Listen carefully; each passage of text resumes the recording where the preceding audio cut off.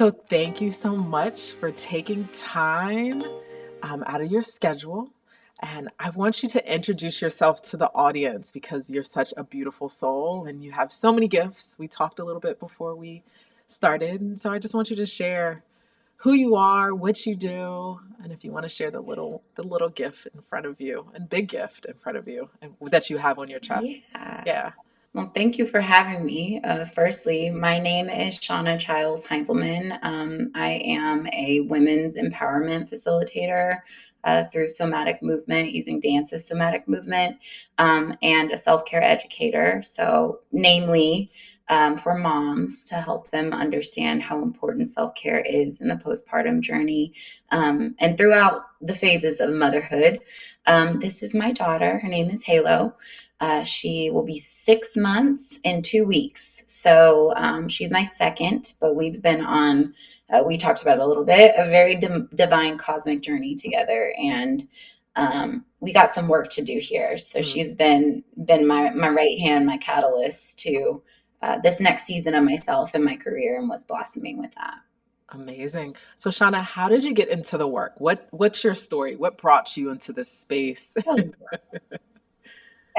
yeah, so I have two stories because to be completely honest, my journey into holistic wellness started um, 2017. So I was in a completely different place in my life at that time. I was single. I was living in San Francisco. I owned a dance studio.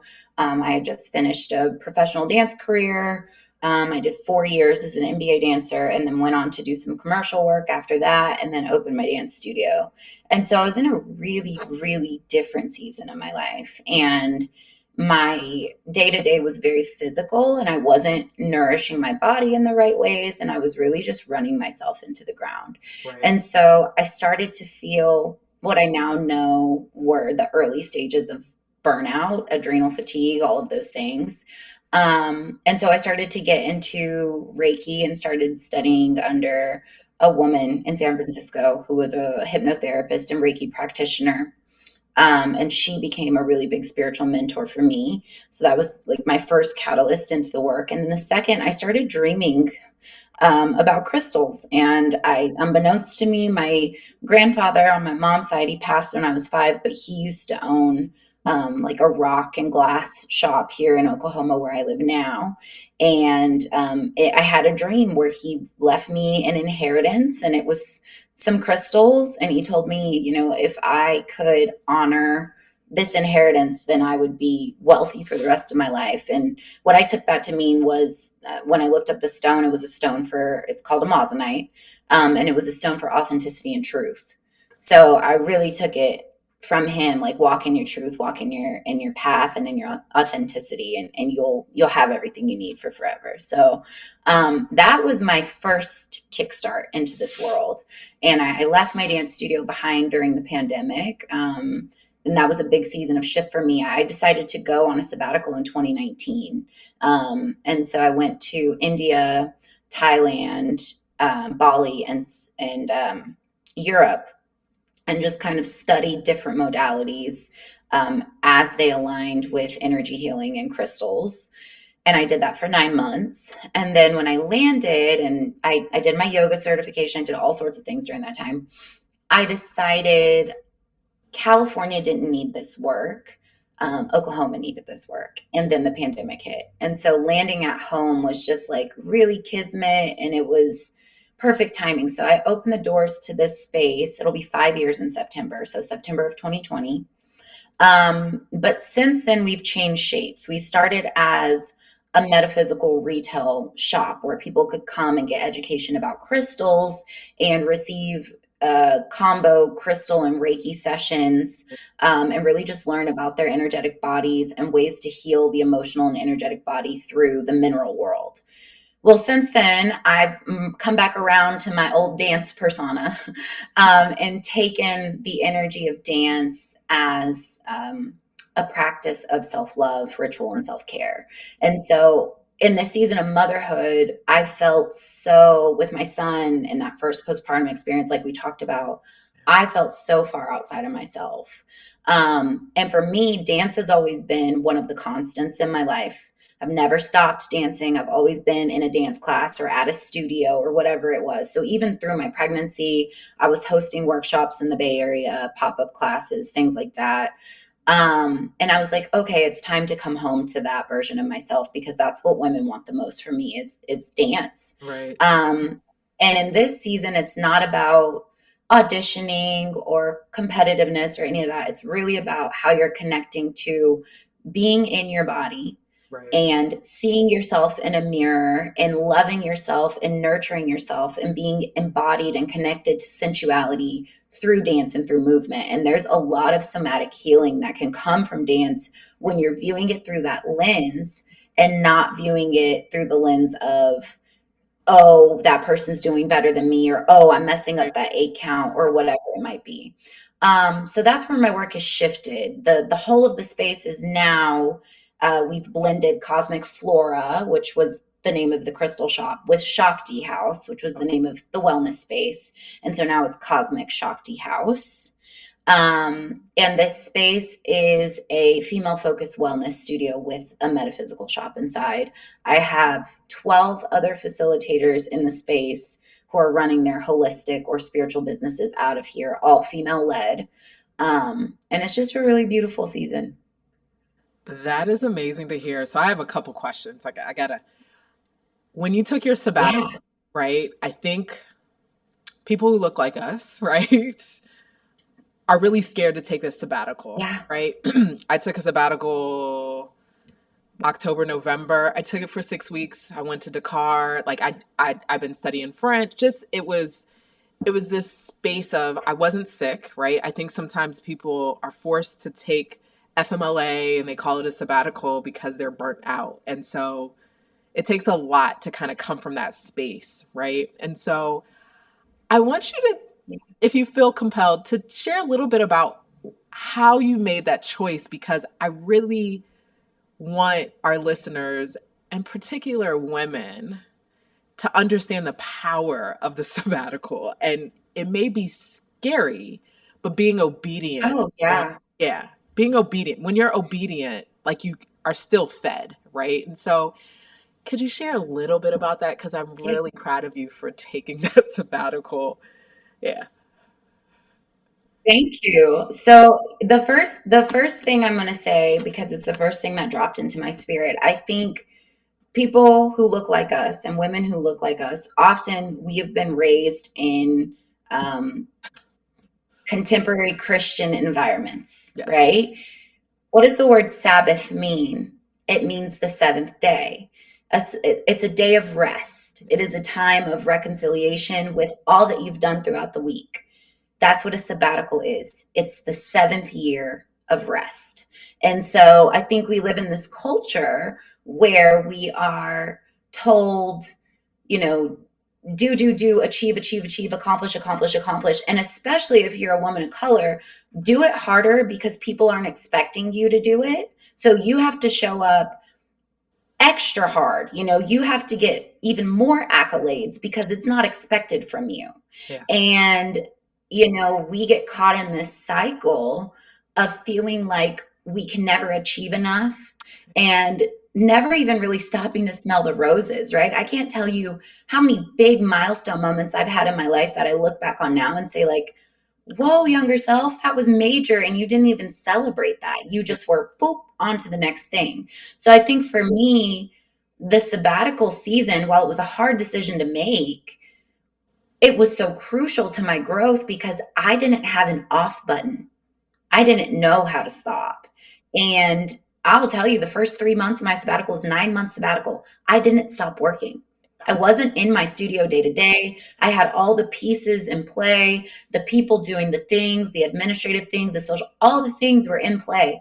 And I was in Italy and I would go to a coffee shop every day and sit there for 8 hours and order my breakfast and my lunch. And then I'd go enjoy myself in the afternoon and the evening. And I became known in that village as the crazy girl from San Francisco who is on vacation, but she sits in here for 8 hours a day, 3 times a week. That's how they referenced me. They knew me in the village like that. And so, yeah, it wasn't until I got to India And I put my phone away for 30 days, that I realized in those deep spaces of meditation and Right, reflection and yogic practice that I needed to chill and live my life, that being attached to my screen and my accomplishments wasn't living my life. Everybody back home, they were still doing what they were doing. The world was continuing to spin with little thought about me and what I was doing. So right, in that season, it was monumental and paramount that I focused on myself. right. And so I think to anyone who's considering and is listening, do it. Yes. Yes. No, thank Yes. you. So, talk to me. What part of Oklahoma are you in? I'm in Oklahoma. Well, I'm just south of Oklahoma City. Oh, So I'm in a town called Moore. okay. So Moore is a little bit smaller than Oklahoma City. Oklahoma City, as a city itself, is a small city. Right. We, I want to say, have less than a million people, like around 800,000 people Okay. in the city. And then I want to say Moore has probably somewhere around 200 to 300,000 people. Okay. So not super small town, but not major city either, right? Um, I would liken it to, like, if you're familiar with maybe like Fort Worth, Okay. or yeah, what would be another one? Maybe like Henderson, Nevada, Okay. like places like that, Okay. like just Yes. outside of a Okay. major city. Understand. Okay. So, talk to me a little Yeah. bit if somebody was coming to work with you, right? What would be what would that look like? What would be some of the things that they're looking for? If because I think sometimes a lot of people want to get off the road that's traveled by many, and they want their Yeah. road to be really really made for them, right? Their journey, people who are understanding them. I'm really big on a wellness team. I'm really big on, I think, give or take, I have like 10 people on my wellness team, and I might switch people out just given my season where I'm at.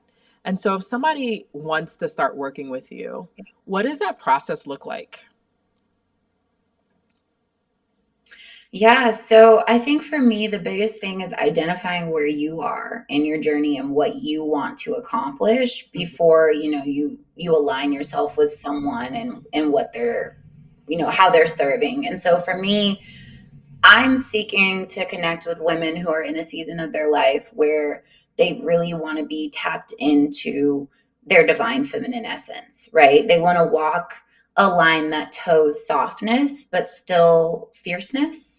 Right. They're in a space where they're done, body shaming or talking down on themselves or making excuses for why they can't have, be, or do something, especially in seasons of motherhood. I find so many women who I come into contact with who are mothers, there's this automatic societal assumption that you are no longer a woman, Right. right? Like my child's pediatrician said to me, or not the pediatrician, but the nurse said, I'm not going to remember your name, so I'm just going to call you mom. That's wild, right? Like, I get it. You see hundreds and hundreds and hundreds of kids, maybe thousands of kids, but that is just a distinction in her losing her identity even more, Right. right? Like, I'm not Shauna anymore. I'm just mom. So I think for me, this season is women who want to stay connected to that, Right. because one day, this is my philosophy on motherhood.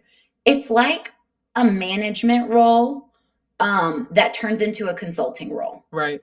right? Like right now, like she is the brand. I am building the brand. I am managing the brand. It is my everything and my all. But as she gets older, she's going to start to have some autonomy and want to take ownership in that brand. Right. And so mom's going to have to step back a little bit and let her make some choices. And then eventually, I'm just going to be a consultant, Right. right? Like she'll come to me when she wants some advice. But in that season of life, I don't want to be trapped in the wheel of what do I do with myself, Right. because my kids are grown and I have no hobbies, no interests, no anything of my own. So I think for me, women who are looking to stay connected to themselves, whether it be through a season of mothering a child or through a season of mothering a career, Mm. those are my people. So Huh. that's where we start. That's amazing. And I take it it's interesting that you just said The nurse was like, hey, so I'm not going to remember your name, right? I'm going to call you mom. Yeah. And I think a lot of times when you become a mother, I think a lot of people forget about the woman.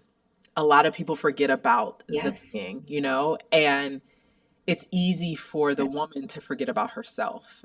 And I know that Yes. when I'm working with families and somebody will bring their child in, I will say, hey, I need you to bring the mom needs to come in. I need to talk to the woman because the woman, everybody plugs into the woman in the household, even if people don't want to agree upon Yeah. that, right? And so it's interesting to hear Yeah. this nurse say, say that. Yeah. Wow. Yeah.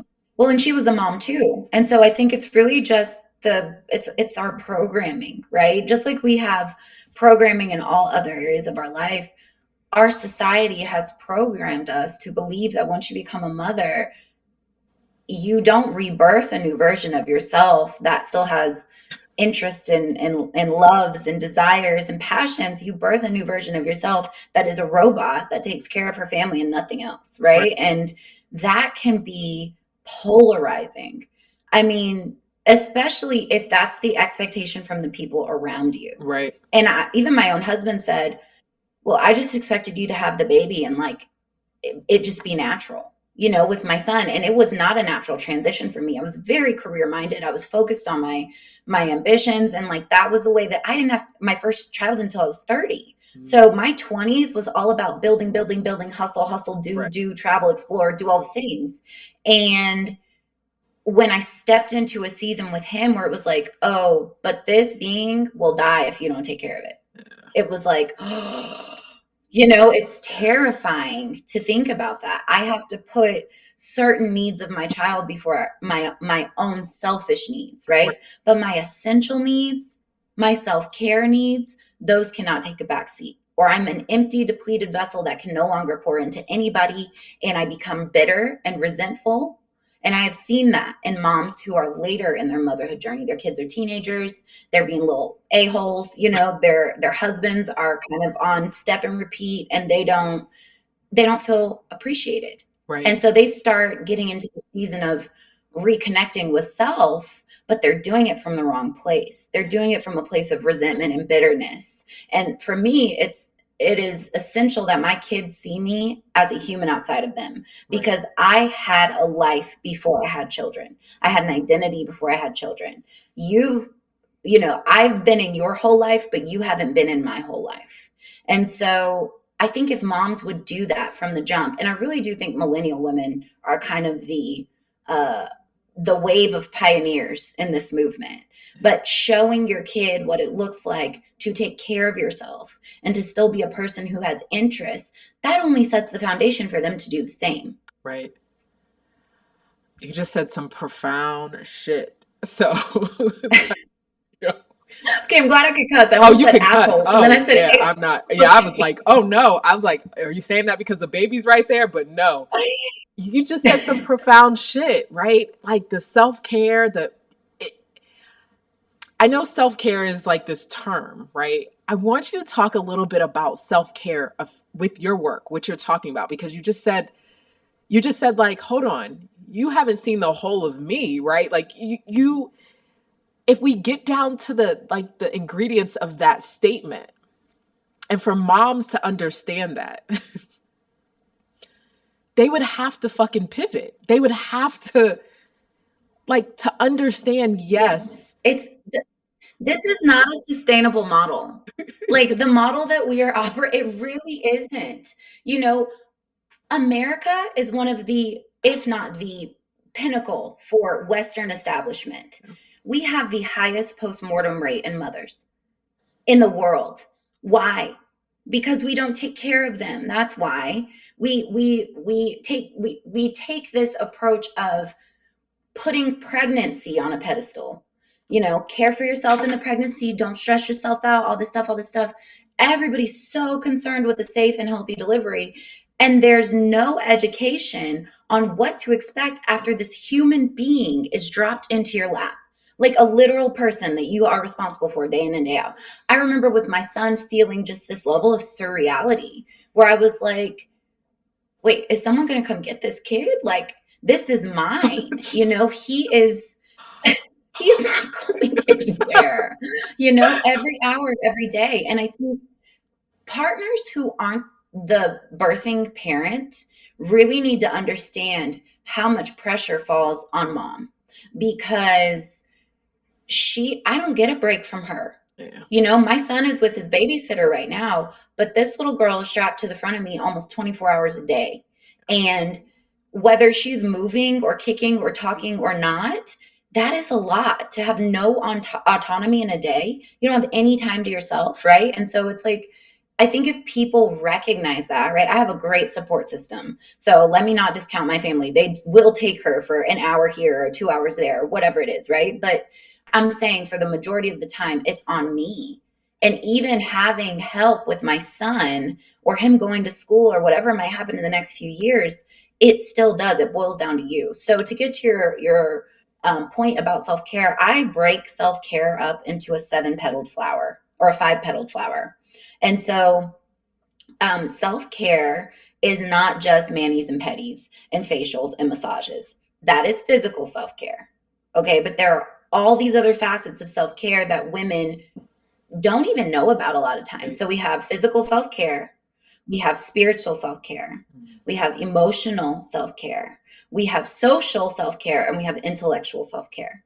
Those are the 5 petals of the flower of self care. You need to be watering every petal needs to get fed. You can't just water the one, right? So, like, for example, my sister over the years has always been, she's a Virgo. She's very into her physical self care. She is showing up and showing out for her physical self care. But I've had her go through the 5 petals of self love and do this exercise. It's kind of my baseline exercise with all of my clients to just see where they are on the spectrum. Right. Her physical self care through the roof, right? Intellectual, emotional, those kind of things. Intellectual's good. She's a forever learner, but emotional for her is like, mm-mm. So we have to look and see where our strengths and weaknesses are in those areas. And then from there, we can make an action plan that says, like, all right, girl, you already know that going to get a massage is like a way for you to decompress. But why do you need to get a massage? Like, what is the emotional root of that thing that's making you go spend the money to do that? Yes. Right. That's amazing that's interesting that you say that. So I go get massages, right? And there's one massage therapist or two. One is a Reiki master, and then another one is like a shaman. And before we even get on the table, we do breathing. And the first time I went to his session, we did breathing before I got on the table, and I was crying and I was releasing. And Mhm. when people think about massages, I know for me, I'm very intentional on what kind of massage I get. What am I healing? What am I working on emotionally, mentally, physically, spiritually in that space? And can that person, that service hold that space? So I don't really ever go to spas. Yeah. Go to, does this person Yeah. have a similar mindset, right? If we think about the petals, what do they practice? Where are they? Because if they Right. practice Right. a certain way, right, it's going to influence my massage. Yeah. No, I think that's so valid and so valuable. But I think too, there are women out there, and I find probably more moms with younger kids who do not prioritize physical self-care. So then in their instance, it's like, girl, you deserve a spa day. Please go. You Yeah. know? So it's like I really think we have to look across the board at what are the strengths and the weaknesses. And then in that same breath, being mindful of who's working on your energy. Because if you're having emotional traumas coming up through the body, which is a whole Eastern concept in its own right, the body keeps the score is a great read for that. If you want to dive deeper, because you and I could have a whole podcast episode about that in itself. But the idea is, people, it's an energy exchange. And they even teach you when you go to Reiki or massage school. In massage school, they touch on Reiki, but they also touch on client deference of energy and Yes. how you intake what is in the client's body. And that's why you'll see therapists who are like, I'm only taking 2 sessions a day because I know this person and this person, they're going to be a lot, right? And they're choosing to hold that with love. But on the flip side of that, you got to make sure that your massage therapist is doing what they need to do with their care, because if they're not, then they're just passing that on to you as well. And that's with any energy exchange. So, sex, that's with any energy exchange, right? So yeah, it's really, really crazy. But I think just getting a baseline and looking at those areas and seeing where you are can help you establish what you need help with and what direction to go in. Right. Yeah. So tell me a little bit about a success client, right? Like it not, a client that was at a certain place and you guided them or you walked with them to a place of them embracing their feminine, their divine. And Yeah. what's that been like? What is, do you have one of those? It is the best part of my job. I have so many of those. The first woman to come to my mind though is she's a mom, but I met her in a season when I wasn't a mom, so motherhood was not the focus of my work. She is a badass. I mean, I'm talking multi-million dollar companies, biotech companies that she's established. She's a scientist. She's fantastic. Okay, but she was having a disconnect between that boardroom persona and how that was reflected in her personal life. Right. And so our work together came in a time when she was moving out of a season of, you know, being in her career, but also being the head of household, managing her children. She was an empty nester and she was newly divorced. So she was really in a me era in the way of I'm pouring back into myself because Right. what I'm able to do on a career spectrum right now is not being reflected in how I'm taking care of myself in the day to day. Right. Watching her blossom, even the way she walks, like it's insane. I always say what you do on the dance floor translates to your everyday life because she's like, I'll go into the bathroom before a meeting with an investor and I'll do a power pose. And I'll walk into my boardroom meeting with, the whole board of directors Right. and I strut like I'm Beyonce, and it's just like the embodiment of that is what it means to be a living and breathing goddess, right? Like I love this so much because from a biblical perspective, right? You're a child of God. Right. And I'm not religious, I'm spiritual. Yeah. But if that's what the text says, you're a child of God, then that means you are a goddess walking on earth. Don't let People don't anybody like to else hear take that. People don't like to hear. I'm like, hold on. I really feel like we grew up together. Like you are my yeah. sister. Yeah. No. Oh my gosh. Yes. I Yeah. say that to people all the time. Like, you are a thread of the divine. The divine is pulsing through you. Therefore, you are divine, right? And so, I think too, let me not say I'm not religious, I'm spiritual, because that could be a whole thing, right, Uh, in itself. I think religion and spirituality can go hand in hand. yes. I have chosen not to name my religion, but there are a lot of religious practices that feel at home for me, Yeah. right? I am connected to God through myself, though, Right. because God, goddess, whatever energy you like to claim and call it, source, spirit, universe, that is within you. It is a personal relationship. It doesn't require an outside room or an outside guide. It's a you thing. Preach. Yeah. So Preach. um, that's how I feel about that. Preach. That's my TED talk. Preach. Oh my gosh. Preach. You're so right. Yeah. Yeah. So,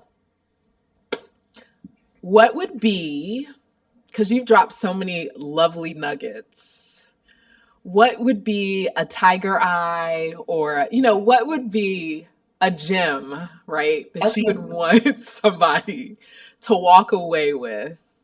Or a selenite stick, what would be something Yeah. if they didn't get anything out of this, right? But one thing they'd be like this one thing, and then they were like, oh my gosh, what's one thing that you would want them to walk away with this talk? Okay. So if I could take two concepts and thread them into one thing, um, your self care is not a luxury. It is essential to your survival. And the only person that can be the catalyst to taking care of yourself is you. So it doesn't matter how many cacao ceremonies you go to and how many crystals you buy, if you're not willing to put the action steps behind the worthiness that is innate of how you deserve to be cared for in this lifetime by yourself, you really can't expect anybody else to do that for you or to give that to you. Yes, I appreciate it. So where can people find you, Shonna? Well, a little bit here, a little bit there. So the studio page on all social media platforms is at Cosmic Shakti House. So cosmic, like the stars in the sky, Shakti, like the Indian concept of divine feminine energy, and then house, like where you live. And then my personal pages on Instagram and TikTok are at Shakti by Shauna. So Shakti, like the divine, and then by, and then my name, Shauna. So yeah, that's where I'm living. You can also like email me. Go visit the Cosmic website. Like there's a contact form on there. My email's on there. It's just well, that website is our old, but you can still visit it. CosmicFloraCrystals.com. Okay. It's Well, in the link on the Instagram. okay. All right. I appreciate you taking your time and blessing our listeners with your wisdom and your beauty. I know I'm going to ask you to come back because there's so many things we can go deeper on. Yeah, I would love to come back, please. So, I'm like, oh my gosh. So I just want to thank you so much for taking time and just blessing. Thank you for having me. And I'm gonna say thank you to B for connecting us because it was her 100%. Yes, yes, yes. Thank you. Thank you.